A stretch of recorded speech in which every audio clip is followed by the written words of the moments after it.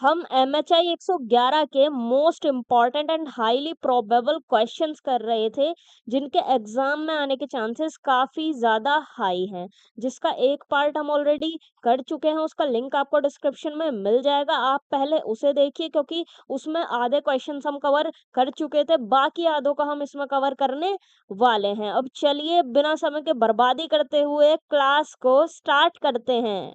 सबसे पहले आ जाता है क्वेश्चन नंबर 11।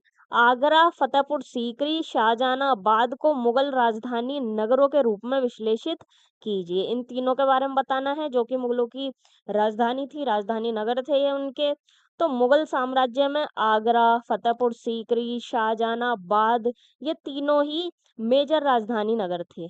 ठीक है, जिनके डेवलपमेंट और इनका आर्किटेक्चर मुगल जो शहरीकरण था उसके अलग अलग फेजेस को डिस्प्ले करता है। सबसे पहले बात करते हैं आगरा की।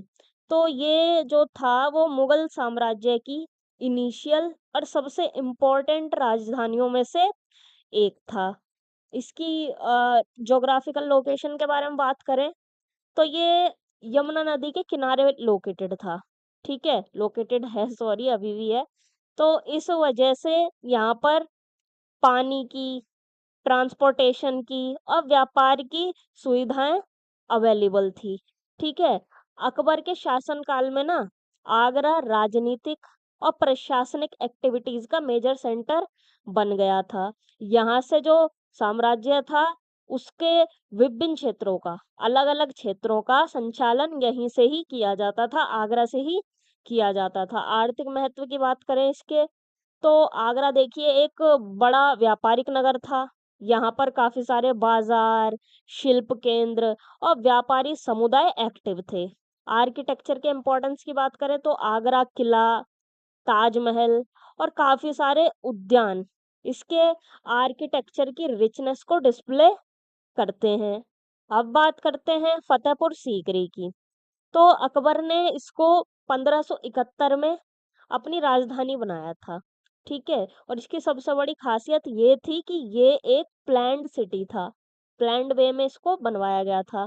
नगर का कंस्ट्रक्शन जो था वो एक फिक्स्ड प्लानिंग के अकॉर्डिंग किया गया था। मेन मेन यहाँ की इमारतें क्या थी, तो बुलंद दरवाजा, जामा मस्जिद, पंचमहल, दीवाने आम, दीवाने खास, ये इस तरीके की भव्य इमारतें इधर बनाई गई थी फतेहपुर सीकरी में। अब इसके राजनीतिक और सांस्कृतिक महत्व की बात करते हैं तो देखिए ये सिर्फ प्रशासनिक केंद्र नहीं था, बल्कि सांस्कृतिक और बौद्धिक यानी कि इंटेलेक्चुअल एक्टिविटीज का भी ये सेंटर था। अकबर ने यहीं पर ही अलग अलग धर्मों और अलग अलग विचारधाराओं पर डिस्कशंस आयोजित किए थे। ठीक है, लेकिन देखो इसकी एक कमजोरी भी थी, वो ये थी कि ये वाटर क्राइसिस और कुछ सामरिक कारणों की वजह से, स्ट्रेटेजिक रीजंस की वजह से ये राजधानी जो थी वो ज्यादा समय तक नहीं रह सकी। ठीक है, वाटर क्राइसिस यहाँ पर था और कुछ स्ट्रेटेजिकल रीजंस थे। ठीक है, देखिए फतेहपुर सीकरी को हम अकबर का ड्रीम सिटी भी कह सकते हैं, क्योंकि देखो इसे खास योजना, प्लानिंग और भव्यता के साथ बनाया गया था। अब बात करते हैं शाहजहानाबाद की। तो इसकी स्थापना की थी शाहजहां ने। कब की थी? 17वीं शताब्दी में की थी। ठीक है, अब इसको क्या कहा जाता है वर्तमान में? अब इसको कहा जाता है पुरानी दिल्ली। ठीक है, पहले इसका नाम क्या था? शाहजहानाबाद, अब है पुरानी दिल्ली। तो ये क्यों स्थापित किया गया था? तो शाहजहां एक नई और ज्यादा भव्य राजधानी बनाना चाहते थे, कि हाँ भाई एक नई राजधानी बनाएंगे और ज्यादा भव्य बनाएंगे पिछली वाली राजधानियों से। तो इसलिए उन्होंने दिल्ली में शाहजहानाबाद को बसाया। इसके नगर नियोजन की बात करते हैं तो ये देखिए काफी ज्यादा वेल ऑर्गेनाइज्ड नगर था। यहाँ पर चौड़ी सड़कें, व्यवस्थित बाजार, आवासीय मोहल्ले, सार्वजनिक भवन, ये सब डेवलप इधर किए गए थे। मेन आर्किटेक्चर क्या था? तो लाल किला, जामा मस्जिद, चांदनी चौक, ये इसके मेन अट्रैक्शन थे शाहजहानाबाद के। राजनीतिक महत्व की बात करते हैं तो ये मुगल साम्राज्य का प्रमुख राजनीतिक और प्रशासनिक केंद्र बन गया था, ठीक है? राजनीतिक और प्रशासनिक केंद्र। देखिए, अगर फतेहपुर सीकरी अकबर का ड्रीम सिटी था, तो शाहजहानाबाद मुगलों के नगरीकरण की मैच्योर और डेवलप्ड स्टेज का एग्जाम्पल था। ये क्योंकि देखो काफी प्लानिंग के जरिए बनाया गया था, प्लानिंग के तहत इसको बनाया गया था, ठीक है? पानी अवेलेबल था, जो भी मतलब पहले के नगरों में कमी थी ना, उन सारी कमियों को ध्यान में रखते हुए इसको बनाया गया था कि हाँ भाई, उनसे बेटर हम बनाएंगे, ठीक है? अब आ जाता है इसका निष्कर्ष। तो आगरा, फतेहपुर सीकरी और शाहजहानाबाद मुगल साम्राज्य के 3 इम्पोर्टेंट राजधानी नगर थे। आगरा इनिशियल मुगल सत्ता और व्यापार का सेंटर था। फतेहपुर सीकरी अकबर की योजनाबद्ध राजधानी था, ठीक है? अकबर ने भी इसको प्लानिंग के तहत ही बनाया था, बट इधर वाटर क्राइसिस हो गया था। जबकि देखो शाहजहानाबाद डेवलप्ड मुगल नगरीकरण, आर्किटेक्चर और प्रशासनिक संगठन का बेस्ट एग्जाम्पल था। इन तीनों नगरों की स्टडी मुगल कालीन नगरीकरण की विकास यात्रा, ठीक है, जो भी इनके डेवलपमेंट की जर्नी थी उसको समझने में काफी ज्यादा इम्पोर्टेंट है। अब आ जाता है क्वेश्चन नंबर 12। अजमेर, बनारस, पंढरपुर को धार्मिक नगरीय स्थलों के रूप में समझाइए। इन तीनों के बारे में हमको बताना है, जो कि मध्यकालीन भारत के क्या थे, धार्मिक नगर थे या फिर मंदिर नगर थे, ठीक है? देखिए, मध्यकालीन भारत में जो नगरीकरण होता था, वो सिर्फ राजनीतिक या फिर आर्थिक वजहों से नहीं होता था, ठीक है? प्राचीन में भी ऐसा ही था, अभी भी ऐसा ही है, बल्कि देखो धार्मिक आस्था और तीर्थ यात्राओं की वजह से भी होता था नगरीकरण। और जो अजमेर, बनारस और पंढरपुर हैं, ये ऐसे ही मेजर रिलीजियस सिटी हैं। सबसे पहले हम बात करते हैं अजमेर की। देखिए, मध्यकालीन भारत में अजमेर जो था, ये एक इम्पोर्टेंट धार्मिक नगर था, ठीक है? इसकी सबसे बड़ी पहचान क्या थी कि यहाँ पर ना ख्वाजा मोइनुद्दीन चिश्ती की दरगाह थी, जो कि इसको पूरे भारत में फेमस सूफी सेंटर बनाती है, ठीक है? तीर्थ यात्रा का ये केंद्र था। देश के अलग अलग हिस्सों से श्रद्धालु यहाँ पर जियारत करने आते थे, ठीक है? जियारत करने यहाँ आया करते थे। इससे नगर की जो रिलीजियस इम्पोर्टेंस थी, वो लगातार बढ़ती हुई चली गई। और यहाँ पर जो तीर्थ यात्रियों के लिए सुविधाएं थी, वो क्या क्या थी, तो बाजार डेवलप हुए, इधर सराय बनाई गई, आवासीय क्षेत्र जो था वो बढ़ाए गए, और धार्मिक संस्थाएं जो थी वो एस्टेब्लिश इधर हुई। किन किन शासकों ने इसको संरक्षण दिया, तो दिल्ली सल्तनत और मुगल रूलर्स ने अजमेर को संरक्षण दिया था। अब बात करते हैं बनारस की, जिसको पहले काशी भी कहते थे। तो ये भारत के सबसे प्राचीन और पवित्र धार्मिक नगरों में से एक माना जाता है। कहाँ पर लोकेटेड है ये, तो गंगा नदी के किनारे ये लोकेटेड है, और ये हिंदू धर्म का प्रमुख तीर्थ स्थल है, ठीक है? यहाँ पर अनगिनत मंदिर हैं, अनगिनत घाट हैं और आश्रम यहाँ पर स्थित हैं, ठीक है? और देखो, काशी जो है, ये सिर्फ एक धार्मिक नगर नहीं था। यहाँ दर्शन यानी कि फिलॉसफी, वेद, शास्त्र और संस्कृत एजुकेशन भी प्रोवाइड कराई जाती थी। और तीर्थ यात्रियों के आने से ना यहाँ पर क्या हुआ, जो इकोनॉमिक एक्टिविटीज थी वो बढ़ गई। क्या क्या हुआ, व्यापार बढ़ गया, धार्मिक जो सेवाएं थी वो डेवलप हुई, और बाजारों का भी विस्तार यहाँ पर हो गया। सामाजिक महत्व की बात करते हैं, तो देश के अलग अलग क्षेत्रों से आने वाले लोगों की वजह से काशी सांस्कृतिक आदान प्रदान का केंद्र बन गया। देश के अलग अलग भागों से यहाँ पर लोग आते थे, ठीक है? सबकी संस्कृतियां अलग थी, और फिर क्या हुआ, यहाँ पर जब वो आपस में मिले तो संस्कृति का लेन देन इधर हुआ। अब बात करते हैं पंढरपुर की। तो ये महाराष्ट्र का एक फेमस धार्मिक नगर है, ठीक है? और पंढरपुर भगवान विट्ठल, या जिनको विठोबा भी कहते हैं, उनकी पूजा का ये मेजर सेंटर है।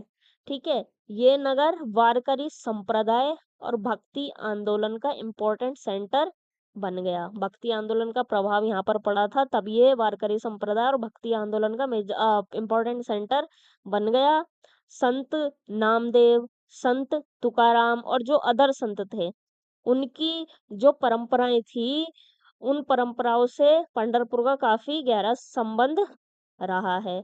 और देखो, हर वर्ष ना यहाँ पर बड़ी संख्या में श्रद्धालु आया करते थे। ठीक है, इसी वजह से नगर में मेले लगते थे, बाजार डेवलप होते थे और सराय और आवासीय क्षेत्र भी बढ़ते थे। सामाजिक महत्व की बात करते हैं तो पंढरपुर ने सामाजिक समानता और जो धार्मिक समरसता होती है, जो सारे धर्म आपस में मिल मिलजुल कर रहते हैं, एक दूसरे के धर्मों का सम्मान करते हैं, उसको बढ़ावा पंढरपुर ने दिया। अब आ जाता है इसका निष्कर्ष। तो अजमेर, बनारस और पंढरपुर मध्यकालीन भारत के मेजर धार्मिक नगरीय स्थल थे। अजमेर सूफी परंपरा का सेंटर था। बनारस हिंदू धर्म और शिक्षा का प्रमुख तीर्थ नगर था, जबकि पंढरपुर भक्ति आंदोलन और विठ्ठल उपासना का इम्पोर्टेंट सेंटर था। इन नगरों ने धार्मिक आस्था के साथ साथ व्यापार, समाज और नगरीकरण के डेवलपमेंट में भी इम्पोर्टेंट कंट्रीब्यूशन दिया। अब आ जाता है क्वेश्चन नंबर 13, पूंजीवाद और उपनिवेशवाद के संदर्भ यानी कि कॉन्टेक्स्ट में प्रारंभिक आधुनिक भारत के नगरों का विश्लेषण कीजिए। इसमें मतलब हमें ये बताना है कि पूंजीवाद और उपनिवेशवाद के आ जाने से भारत के नगरों और भारत के नगरीकरण में क्या क्या चेंजेस आए, वो सारे चेंजेस, वो सारा प्रोसेस हमको इसमें बताना है। ठीक है, देखिए, 17वीं से 19वीं शताब्दी के बीच जो भारत के नगरों का पैटर्न था ना, उसमें काफी बड़ा चेंज आया।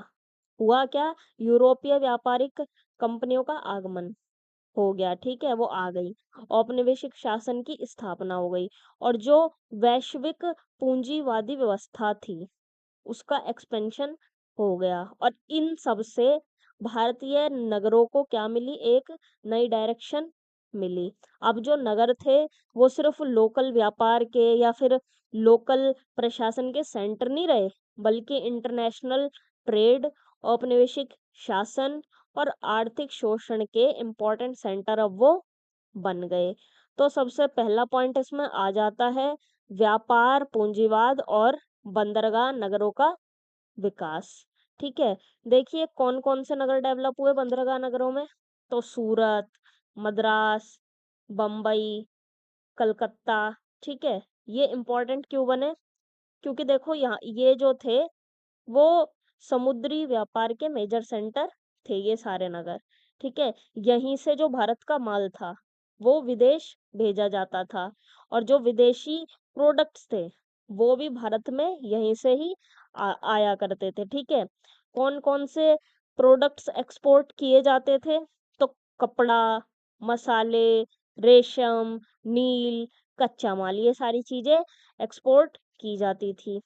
रिजल्ट ये निकला कि इन नगरों का जो विकास है वो तेजी से हुआ और ये इंटरनेशनल ट्रेड के सेंटर बन गए।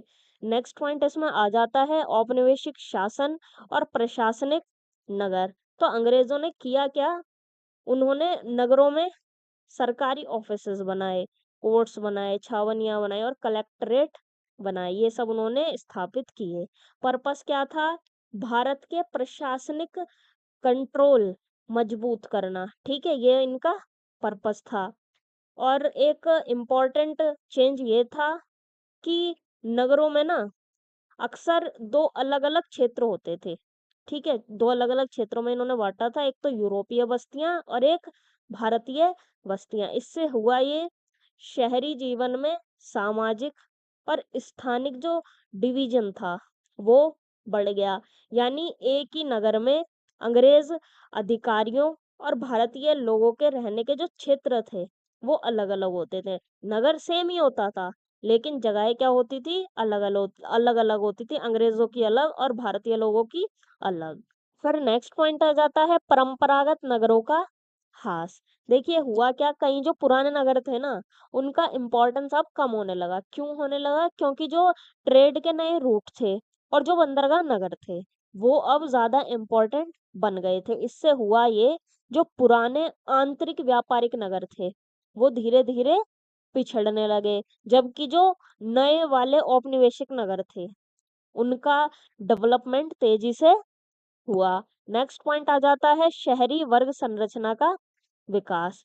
तो देखो, समाज में ना नए वर्ग उभरे। कौन कौन से उभरे? तो व्यापारी वर्ग, मध्य वर्ग यानी कि मिडिल क्लास, शिक्षित कर्मचारी वर्ग, औद्योगिक मजदूर वर्ग। इसका वजह क्या थी? तो औपनिवेशिक अर्थव्यवस्था और नए रोजगार की अपॉर्चुनिटीज, इस वजह से ये वर्ग उभरे थे। हुआ ये, इससे नगरों में नई सोशल स्ट्रक्चर डेवलप हुई, जो पहले के मध्यकालीन नगरों से काफी ज्यादा अलग थी। फिर लास्ट पॉइंट इसमें आ जाता है नगर संरचना और जीवन शैली यानी कि लाइफस्टाइल में बदलाव। तो देखिए क्या क्या बदलाव हुए। तो चौड़ी सड़कें थी इनमें, औपनिवेशिक नगरों में रेलवे नेटवर्क, बंदरगाह, नगर पालिकाएं, सार्वजनिक भवन, ये सब थे। आधुनिक सुविधाएं क्या क्या थी? तो कुछ क्षेत्रों में सफाई व्यवस्था, वाटर सप्लाई, आवासीय सुधार, ये सब किए गए। लेकिन देखो, प्रॉब्लम भी थी।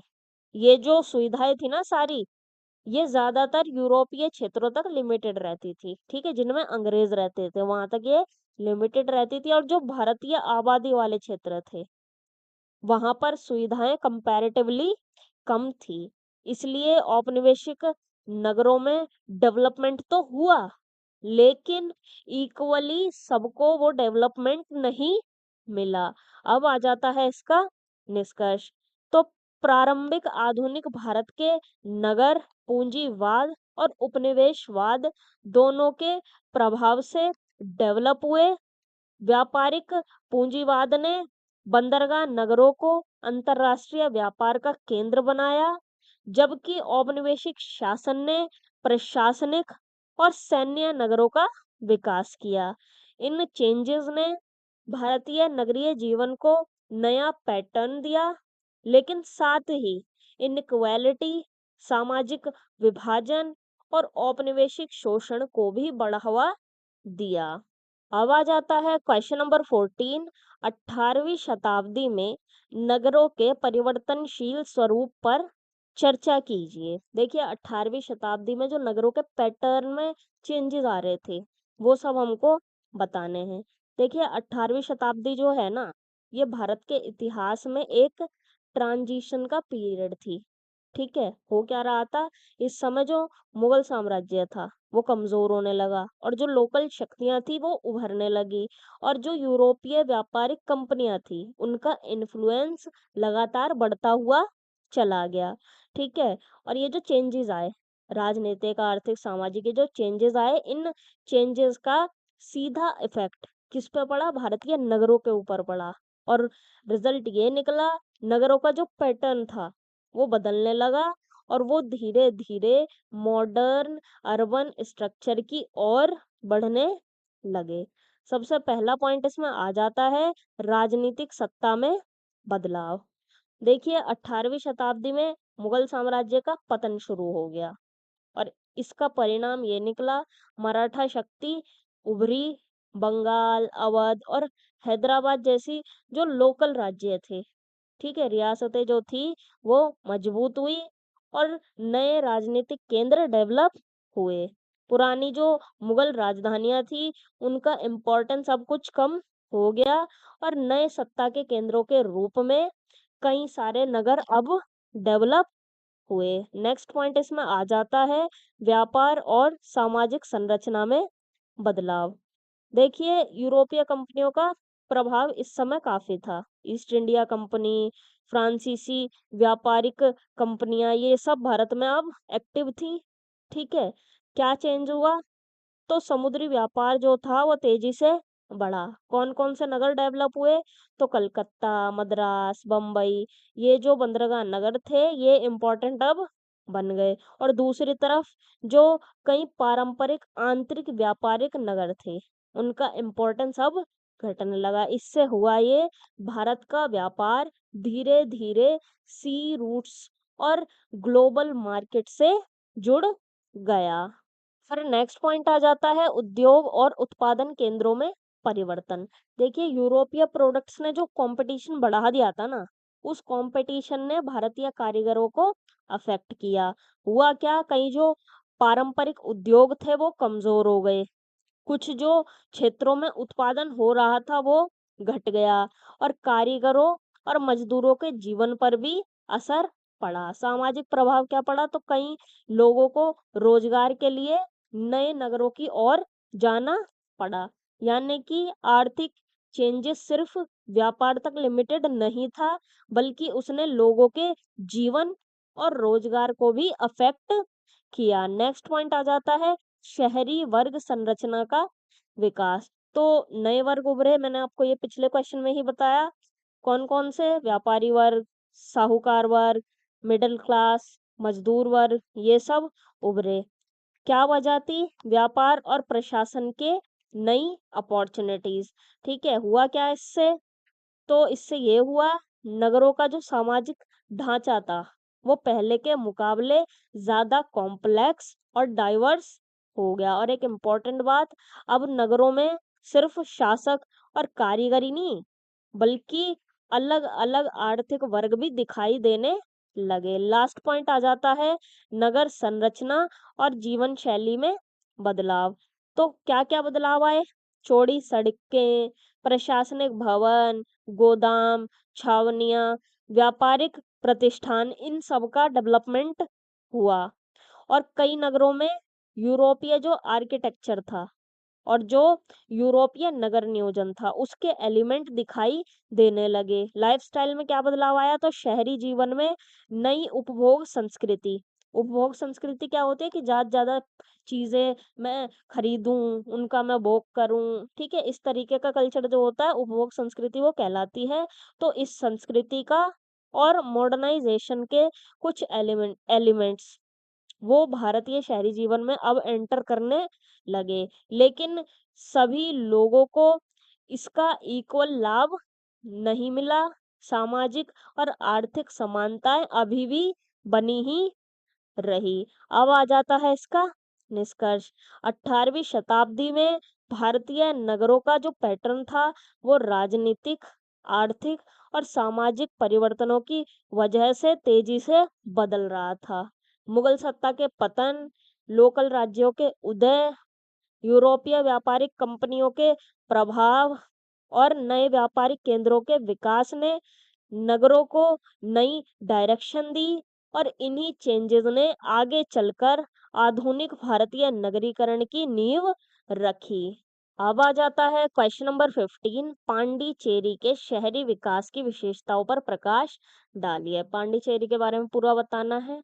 तो देखिए, पांडिचेरी जिसको अब पुदुचेरी कहा जाता है, ये फ्रांसीसी औपनिवेशिक शासन के दौरान एक प्रमुख औपनिवेशिक नगर के रूप में डेवलप हुआ। ठीक है, फ्रांसीसियों ने ही इसको बसाया था, जो भारतीय और यूरोपीय शहरी एलिमेंट्स का मिक्सचर था। इसमें भारतीय और यूरोपीय दोनों एलिमेंट्स देखने को मिलते थे।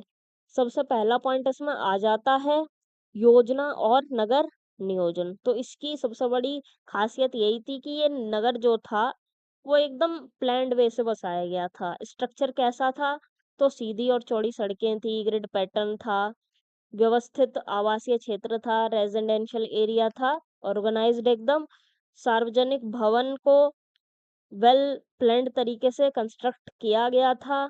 और देखिए, नगर में प्रशासनिक भवन, चर्च, आवासीय क्षेत्र और सार्वजनिक जो स्थान था, सब अलग अलग ऑर्गेनाइज किए गए थे। सारे क्षेत्र अलग अलग तरीके से ऑर्गेनाइज किए गए थे।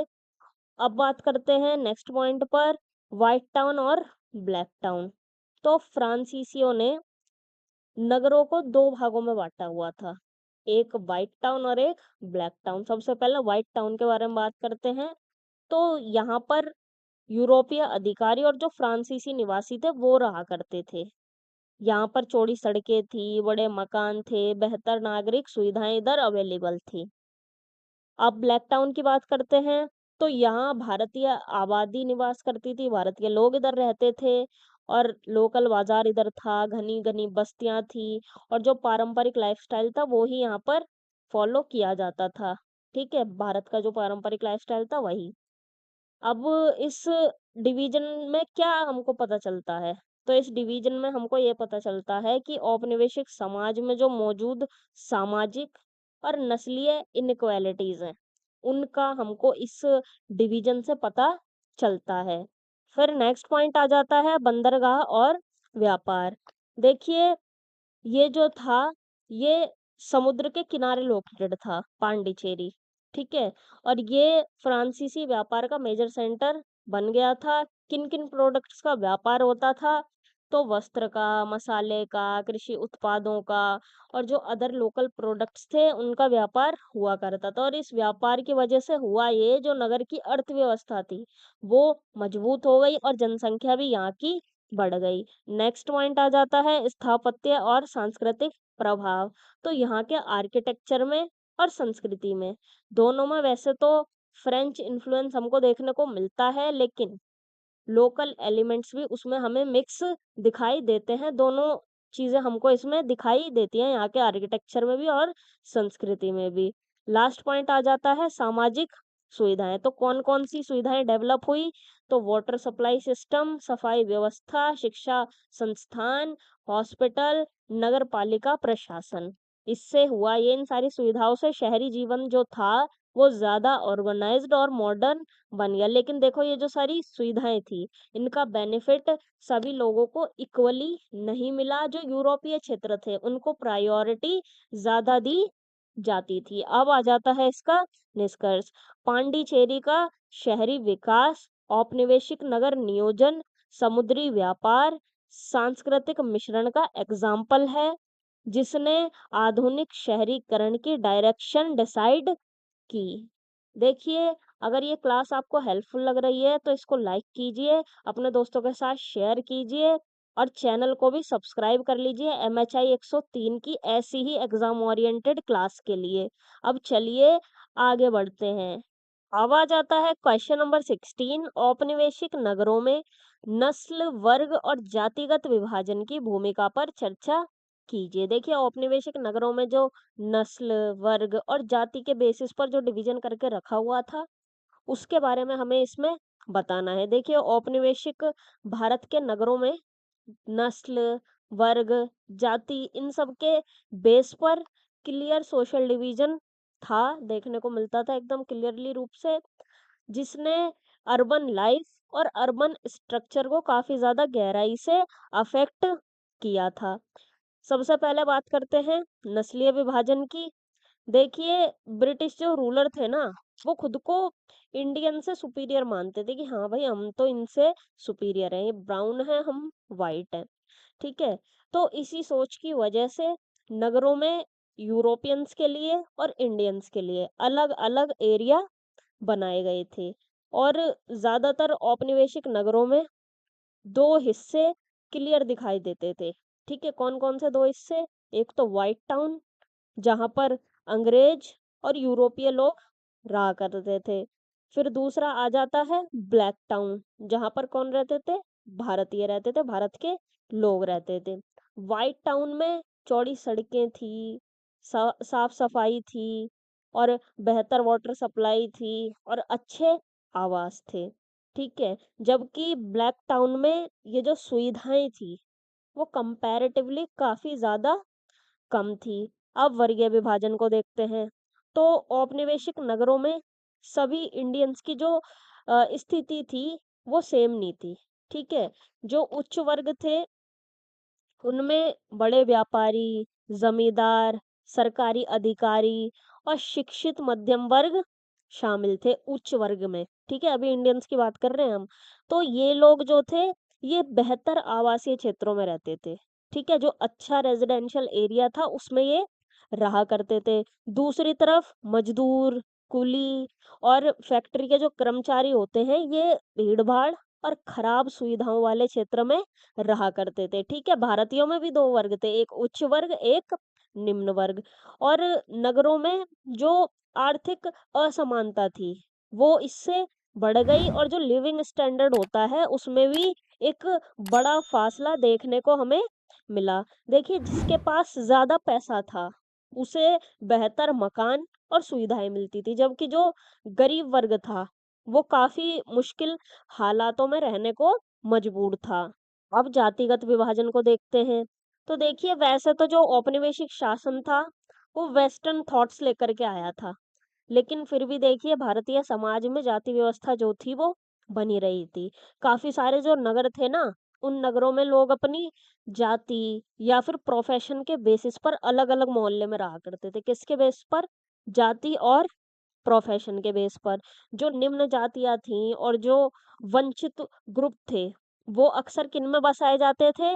उनमें बसाए जाते थे जो कम डेवलप्ड एरिया है, ठीक है? वो नगर के उस वाले हिस्से में उनको बसाया जाता था, जो कई सारी सामाजिक सुविधाएँ थी, ठीक है?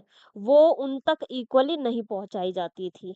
निम्न जातियों तक और जो उपेक्षित वर्ग हैं, उन तक नहीं पहुँचाई जाती थी समान रूप से।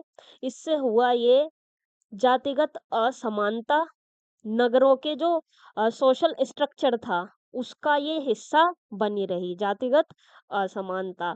नेक्स्ट अब देख लेते हैं शहरी संरचना पर इन सारे डिविजन्स का क्या प्रभाव पड़ा। तो देखिए जो बेहतर सड़कें थी, वाटर सप्लाई थी और जो मेडिकल फैसिलिटीज़ थी और जो ये सार्वजनिक सुविधाएँ थी, ये मेनली किन क्षेत्रों तक लिमिटेड थी? उच्च वर्ग वाले क्षेत्रों तक और यूरोपीय क्षेत्रों तक लिमिटेड थी। और दूसरी तरफ भारतीय और जो मज़दूर वर्ग की बस्तियाँ थी, उनमें भीड़-भाड़, गंदगी, बहुत ही कम सुविधाएँ, ये जो प्रॉब्लम्स थी, ये एकदम आम थी, ये सारी प्रॉब्लम्स। इससे हुआ ये कि एक ही नगर के अंदर 2 अलग-अलग लिविंग स्टैंडर्ड्स दिखाई देते थे। लास्ट पॉइंट आ जाता है सामाजिक संबंध और जीवन शैली। देखिए इन डिविजन्स का जो इफ़ेक्ट है, वो सिर्फ़ आवास तक लिमिटेड नहीं रहा, ठीक है? बल्कि इससे सामाजिक दूरी भी बनी। यूरोपीय और जो भारतीय समुदाय थे, इनके बीच सामाजिक दूरी जो होती है, वो बनी रही।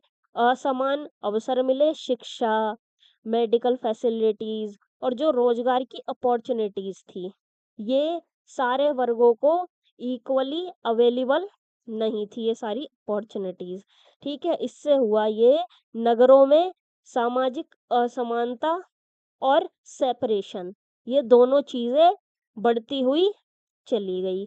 अब आ जाता है इसका निष्कर्ष। तो औपनिवेशिक नगरों में नस्ल, वर्ग और जातिगत विभाजन ने शहरी जीवन और स्ट्रक्चर को काफ़ी गहराई से प्रभावित किया।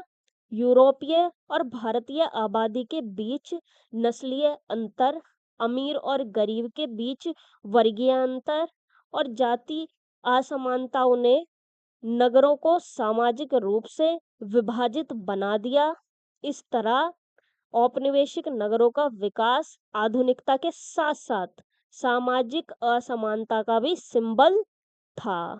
अब आ जाता है क्वेश्चन नंबर 17 ब्रिटिश शासन में नगर नियोजन किस प्रकार राजनीतिक एजेंडे को दर्शाता है? सबसे पहले इनका राजनीतिक एजेंडा देखते हैं कि ब्रिटिश शासन का राजनीतिक एजेंडा क्या है?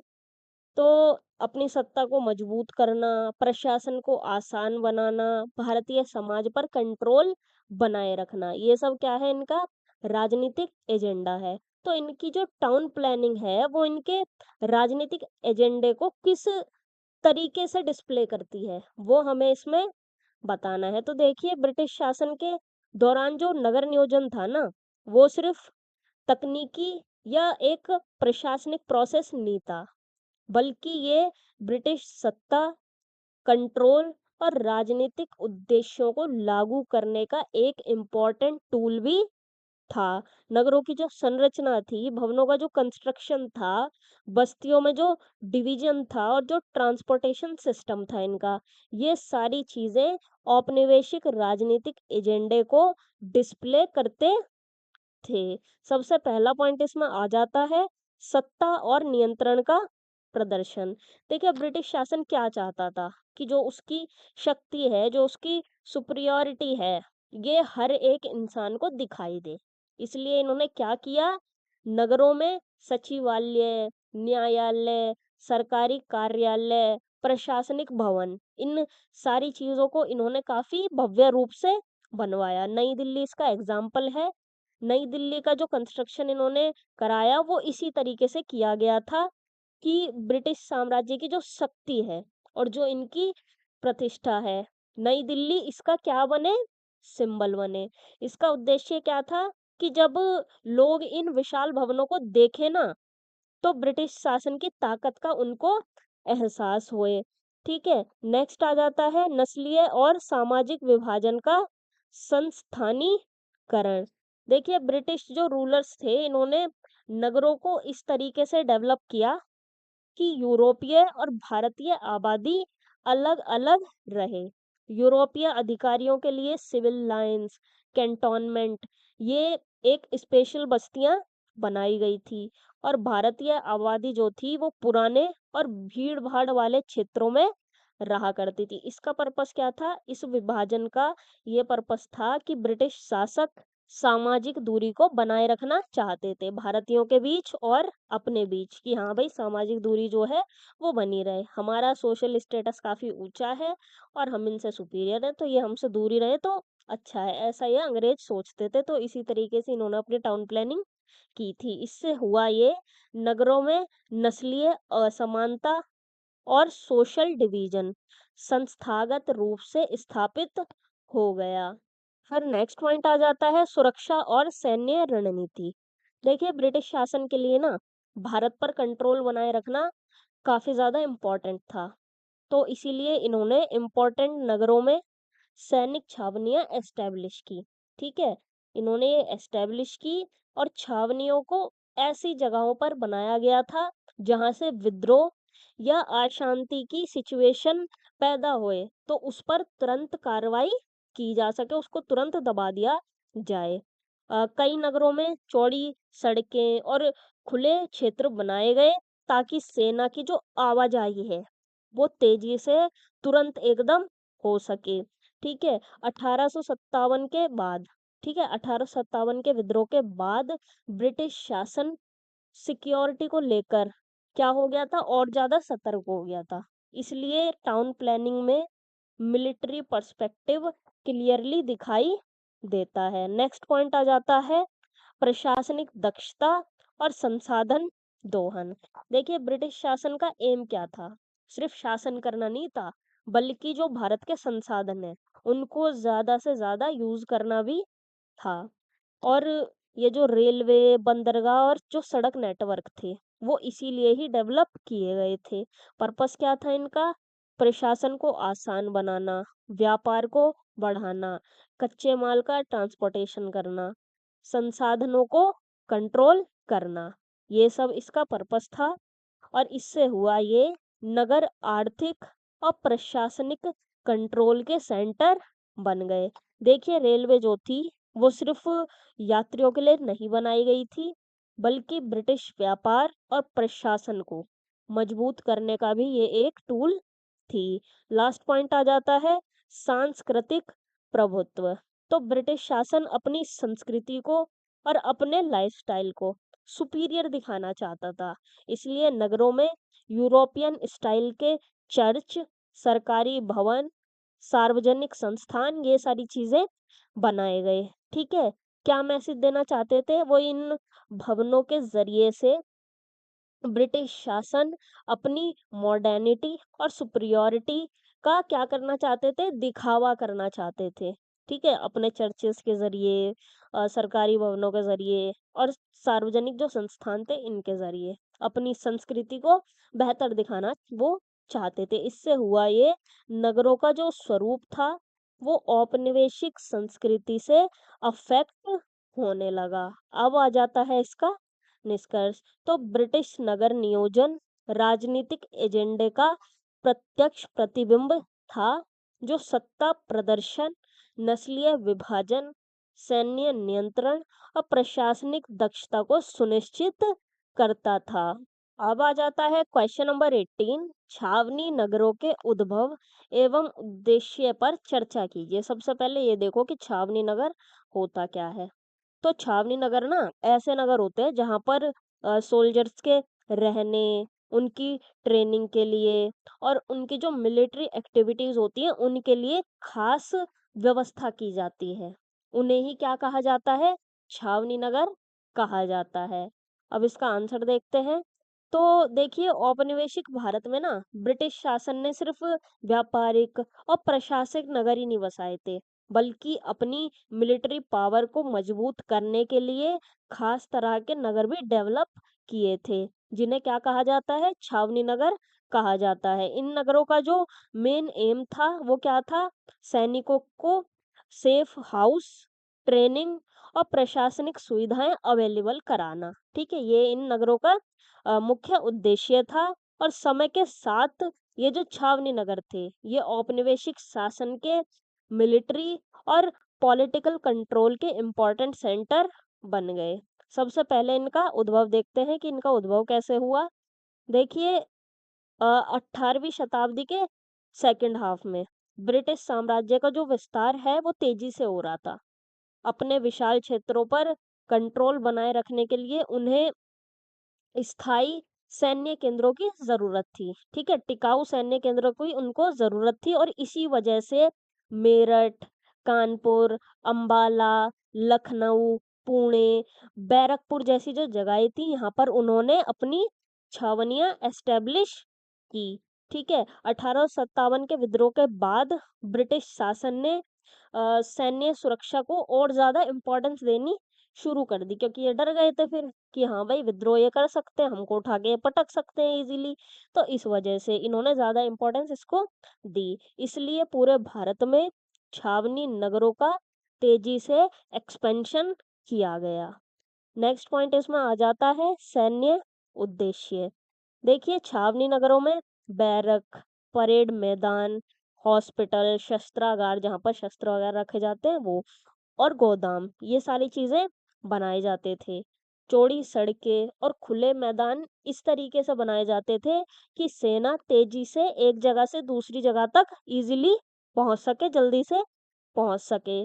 और छावनियां ऐसी जगहों पर बनाई जाती थी जहां से जो आसपास के क्षेत्र थे उन क्षेत्रों पर आसानी से निगरानी रखी जा सके। इससे हुआ ये, ब्रिटिश सेना हमेशा कार्रवाई के लिए तैयार रहती थी। देखो, विद्रोह के बाद इन्हें थोड़ा डर रहता था कि हाँ भाई दोबारा से विद्रोह हो सकता है, तो इस वजह से ये सब इन्होंने किया। ठीक है, अब बात करते हैं छावनी नगरों के राजनीतिक और प्रशासनिक उद्देश्य की। तो ब्रिटिश शासन ना देखिए सिर्फ बाहरी सुरक्षा नहीं चाहती थी, बल्कि भारत के अंदर भी वो अपने शासन को सेफ रखना चाहती थी। देखिए, अगर कहीं पर विद्रोह या फिर अशांति का माहौल बने तो छावनी नगरों में सेना क्या करे? तुरंत वहां से भेज दी जाए और वो विद्रोह को दबा दे। ठीक है, ये इसका पर्पस था छावनी नगर का। 1857 का जो विद्रोह था इसने ना ब्रिटिश शासन को ये सिखाया कि मजबूत मिलिट्री सेंटर्स के बिना शासन को बनाए रखना मुश्किल है। इसलिए छावनी नगर राजनीतिक कंट्रोल का इफेक्टिव टूल बन गए। देखिए, ब्रिटिश शासन के लिए छावनी नगर जो थे वो सिर्फ सेना के रहने की जगह नहीं थे, बल्कि शासन को सेफ रखने का जरिया भी थे। नेक्स्ट पॉइंट आ जाता है सामाजिक और नस्लीय पृथक्करण। देखिए, छावनी नगरों में यूरोपीय अधिकारी और सैनिकों के लिए ज्यादा अच्छे आवास और ज्यादा अच्छी सुविधाएं अवेलेबल कराई जाती थी। और दूसरी तरफ भारतीय नागरिकों को जनरली छावनी क्षेत्रों से अलग रखा जाता था। ठीक है, कि आप अलग रहो, आपका कोई मतलब नहीं है इधर, हम सुपीरियर हैं, हमारे सैनिक सुपीरियर हैं, आप इधर से जाओ।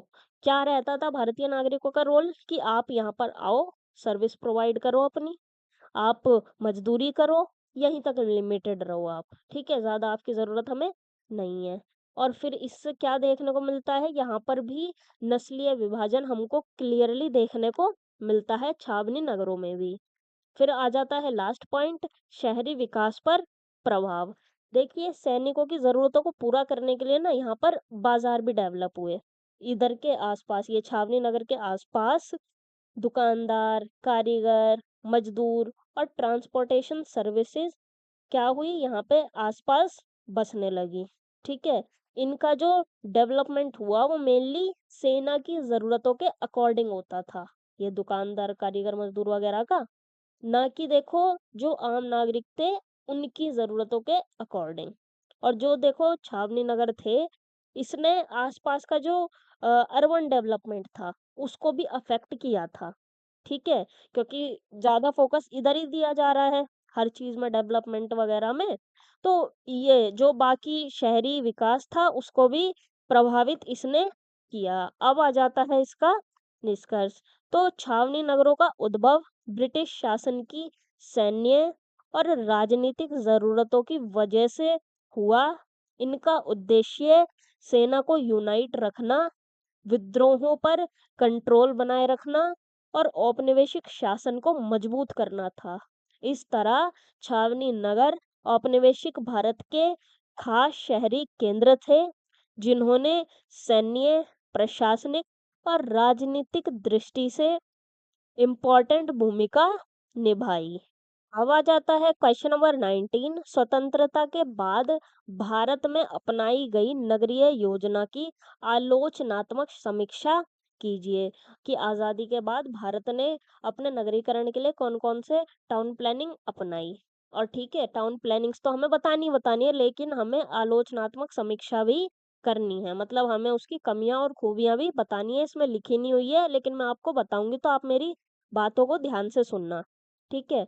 देखिए, 1947 में आज़ादी हासिल करने के बाद भारत के सामने एक बहुत बड़ी चुनौती थी। वो क्या थी? नगरीकरण। एक तरफ तो पार्टीशन की वजह से शरणार्थियों का पुनरावास करवाना था, यानी कि उन्हें दोबारा से बसाना था, और दूसरी तरफ बढ़ती जनसंख्या को, औद्योगीकरण को और शहरों का जो एक्सपेंशन था उसको ऑर्गेनाइज करना था। इसलिए सरकार ने क्या किया, अलग-अलग टाउन प्लानिंग्स अपनाई, जिनका जो पर्पस था वो क्या था? बेहतर आवास, ट्रांसपोर्टेशन, हाइजीन और अर्बन डेवलपमेंट को एंश्योर करना था, ठीक है? लेकिन ये जो प्लानिंग थी, ये कुछ क्षेत्रों में तो इनको सक्सेस मिली, लेकिन कुछ क्षेत्रों में इन्हें लिमिटेशंस और प्रॉब्लम्स का सामना भी करना पड़ा। सबसे पहला पॉइंट इसमें आ जाता है नियोजित नगरों की स्थापना। देखिए, आज़ादी के बाद सरकार ने कुछ नए शहरों का कंस्ट्रक्शन पूरी प्लानिंग के साथ कराया, और उदाहरण क्या है इनके? चंडीगढ़, भुवनेश्वर और गांधीनगर। ये सब इन नगरों में चौड़ी सड़कें, व्यवस्थित सेक्टर, सार्वजनिक सुविधाएं और मॉडर्न आर्किटेक्चर का खास ध्यान रखा गया था। इन शहरों ने आधुनिक भारतीय टाउन प्लानिंग का मॉडल पेश किया। जो हमारा मॉडर्न इंडियन टाउन प्लानिंग थी, उसका इन्होंने मॉडल पेश किया। लेकिन देखिए, इसकी आलोचना भी हुई। वो ये थी कि ये जो प्लानिंग्स थी वो मेनली लिमिटेड आबादी वाले नए शहरों में सफल रही। देश के जो ज़्यादातर पुराने भीड़-भाड़ वाले जो शहर थे, उनकी प्रॉब्लम्स अभी भी बनी रही। नेक्स्ट पॉइंट आ जाता है पंचवर्षीय योजनाएँ। देखिए, सरकार ने शहरी विकास को राष्ट्रीय विकास का एक इम्पोर्टेंट हिस्सा बनाया कि हाँ भाई, जब शहरों का विकास होगा तो राष्ट्र का भी विकास होगा। किन-किन सेक्टर्स पर उन्होंने ध्यान दिया? तो आवास पर, ट्रांसपोर्टेशन पर, वाटर सप्लाई पर, हाइजीन पर और सड़कों पर, ठीक है? कई जो औद्योगिक नगर और महानगर थे, इनके बुनियादी स्ट्रक्चर का डेवलपमेंट हुआ। आलोचना ये है इसकी, विकास सभी क्षेत्रों तक इक्वली नहीं पहुंचा। बड़े शहरों को ज्यादा लाभ मिला, जबकि जो छोटे शहर थे वो कंपैरेटिवली पीछे रह गए बड़े शहरों के मुकाबले। फिर नेक्स्ट पॉइंट आ जाता है आवास नीति और झुग्गी झोपड़ी की समस्या। देखिए, सरकार ने ना गरीबों और जो लो इनकम वाले वर्ग थे, उनके लिए आवास योजनाएं शुरू की। इनका उद्देश्य क्या था योजनाओं का? कि भाई हर नागरिक को बेहतर आवास अवेलेबल कराया जाए। ठीक है? अब प्रॉब्लम कहाँ पर आई? जो शहरों की आबादी थी ना, वो बहुत ज़्यादा तेज़ी से बढ़ रही थी और गाँव के क्षेत्रों से लगातार क्या हो रहा था? पलायन हो रहा था। ठीक है? इससे हुआ ये, झुग्गी-झोपड़ियाँ लगातार फैलती चली गई और कई शहरों में आवास संकट बना रहा। आलोचना क्या है? कि देखो भाई, योजना का जो उद्देश्य था, वो तो बढ़िया था, लेकिन जो असली ज़रूरतें थी, उनके कंपैरिज़न में जो कोशिश थी, वो काफ़ी कम थी। मतलब कोशिश और ज़्यादा बढ़िया होनी चाहिए थी। मतलब कि देखो, जितनी तेज़ी से शहरों में लोग आ रहे थे, उतनी तेज़ी से घर नहीं बन पाए। नेक्स्ट पॉइंट आ जाता है ग्रामीण शहरी असंतुलन। देखिए, आज़ादी के बाद विकास का जो बड़ा हिस्सा था ना, वो शहरों में केंद्रित हो गया। मतलब कि शहरों में वो केंद्रित हो गया, गाँव तक वो नहीं पहुँच रहा था और सारे क्षेत्रों की क्या हो रही थी? उपेक्षा हो रही थी, इग्नोर वो किए जा रहे थे। सारा फ़ोकस किस पे हो रहा था? शहरों के ऊपर हो रहा था। हुआ क्या? रोज़गार के लिए गाँवों से पलायन बढ़ा। ठीक है? तेज़ी से लोग कहाँ आए? गाँव से शहरों की तरफ आए। किसके लिए? रोज़गार के लिए। और महानगरों पर जनसंख्या का प्रेशर बढ़ गया। इससे हुआ ये, दिल्ली, मुंबई, कोलकाता जैसे जो बड़े शहर थे, उनमें भीड़ और संसाधन पर प्रेशर बढ़ता चला गया। अब इसकी आलोचना क्या है? कि अगर ग्रामीण क्षेत्रों का विकास इक्वली होता, तो शहरों पर इतना ज़्यादा दबाव नहीं पड़ता। मतलब कि अगर भाई तुम शहरों जितना विकास गाँव में भी करते, तो लोग भाग-भाग कर शहरों की तरफ नहीं आते। ठीक है? देखिए, जब गाँव में जितनी मिलनी चाहिए उतनी अपॉर्चुनिटीज़ नहीं मिलती, तो लोग शहरों की ओर जाते हैं और शहरों की फिर क्या होती है? प्रॉब्लम्स बढ़ जाती हैं। अब लास्ट पॉइंट आ जाता है प्रशासनिक और क्रियान्वयन समस्याएँ। देखिए, क्या थी समस्याएँ?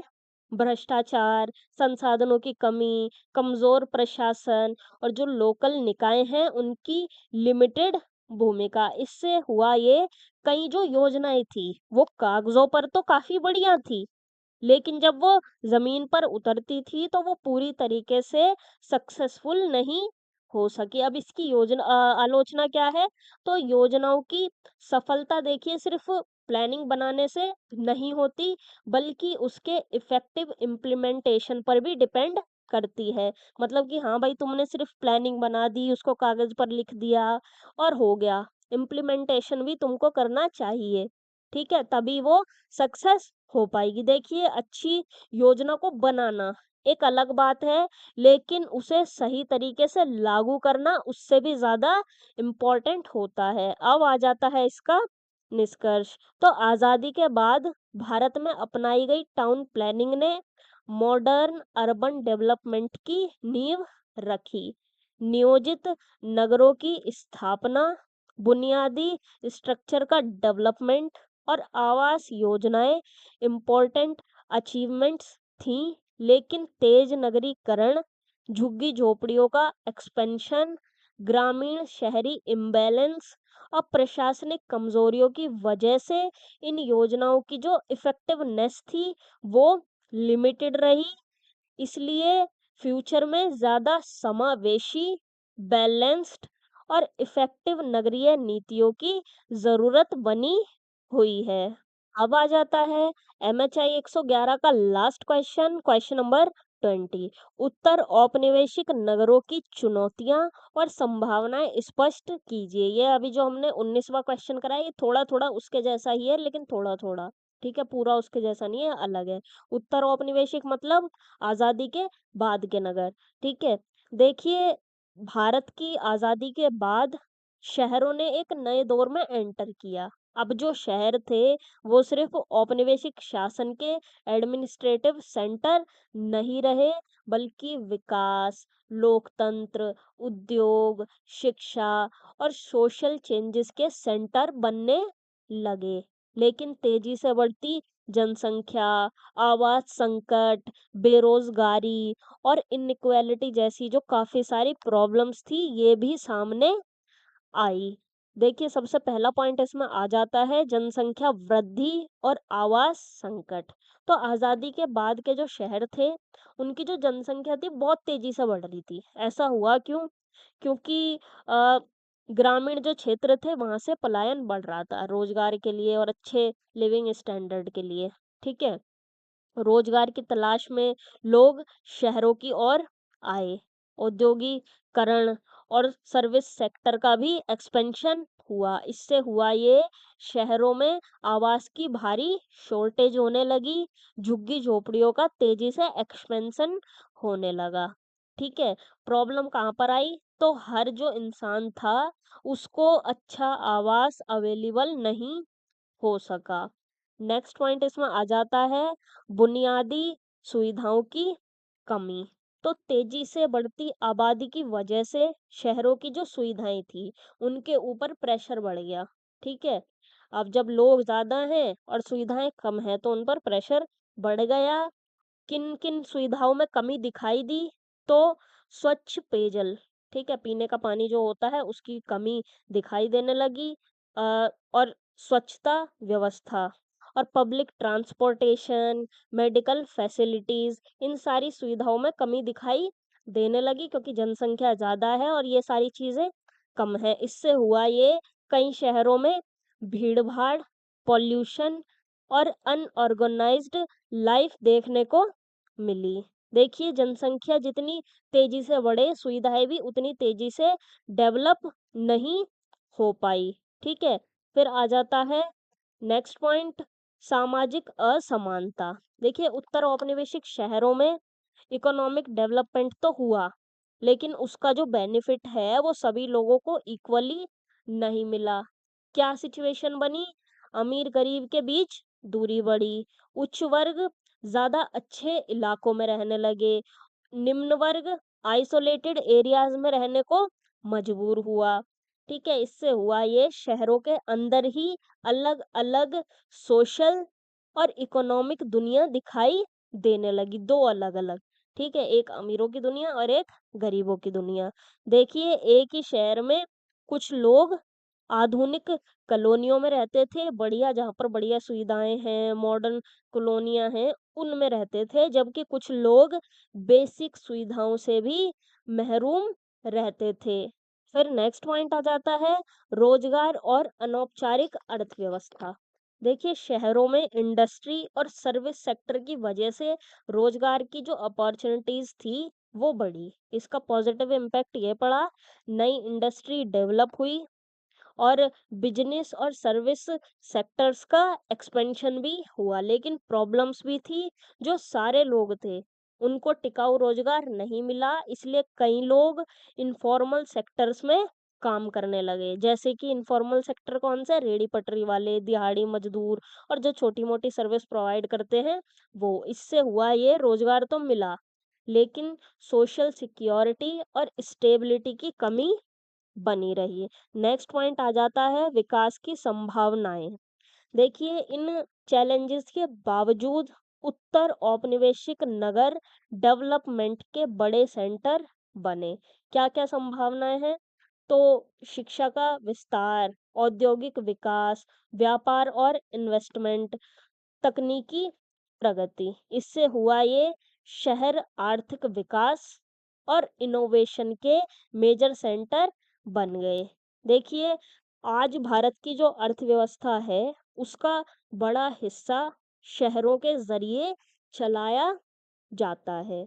फिर आ जाता है इसमें लास्ट पॉइंट, लोकतांत्रिक और सांस्कृतिक केंद्र। देखिए, उत्तर औपनिवेशिक नगर सिर्फ इकोनॉमिक सेंटर नहीं थे, बल्कि उनमें राजनीतिक चेतना का विकास हुआ, सामाजिक आंदोलनों का उदय हुआ, सांस्कृतिक गतिविधियों का विस्तार हुआ, शिक्षा और डिस्कशन के ये सेंटर बने। इससे हुआ ये, शहर लोकतांत्रिक भागीदारी और सामाजिक परिवर्तन के प्रमुख मंच बन गए।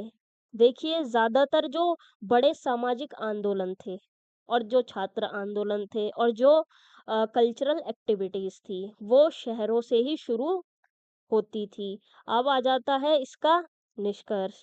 तो उत्तर औपनिवेशिक नगर काफ़ी सारी चुनौतियों और संभावनाओं दोनों का मिक्सचर थे। जनसंख्या वृद्धि, आवास संकट, बुनियादी सुविधाओं की कमी और सामाजिक असमानता जैसी प्रॉब्लम्स इनके सामने हैं, जबकि शिक्षा, उद्योग, तकनीकी विकास और लोकतांत्रिक भागीदारी जैसी संभावनाएं इन्हें डेवलपमेंट का मेजर सेंटर बनाती हैं। इसलिए फ्यूचर में समावेशी, बैलेंस्ड और ऑर्गेनाइज्ड नगरीय विकास की ज़रूरत है, ताकि शहर विकास के साथ-साथ सोशल जस्टिस को भी एंश्योर कर सकें।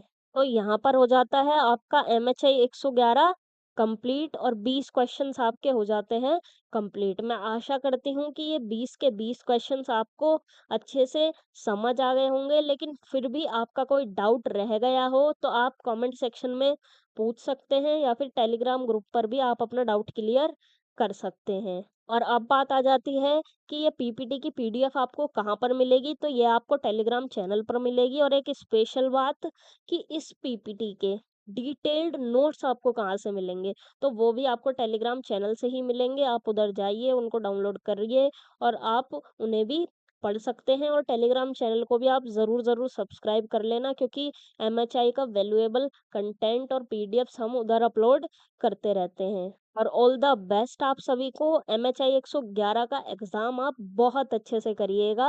और अगर आप आंसर राइटिंग की वीडियो देखना चाहते हैं तो उसका लिंक भी आपको डिस्क्रिप्शन में ही मिल जाएगा, आप वहाँ से उसको देख सकते हैं। और ये क्लास आपको हेल्पफुल लगी हो तो इसको लाइक कीजिए, कमेंट सेक्शन में अपना रिव्यू दीजिए और अपने दोस्तों के साथ भी इसको शेयर कीजिए। और एमएचआई 103 की ऐसी ही एग्ज़ाम ओरिएंटेड क्लास के लिए वरदान एचएस को ज़रूर सब्सक्राइब करें और बेल आइकन को भी याद से प्रेस कर लें, ताकि उसका नोटिफिकेशन सबसे पहले आपको मिल सके। और आप हमें टेलीग्राम, व्हाट्सएप और इंस्टाग्राम पर भी ज्वाइन कर सकते हैं। इन सभी के लिंक्स आपको डिस्क्रिप्शन में मिल जाएंगे। मिलते हैं एमएचआई 103 की क्लास में।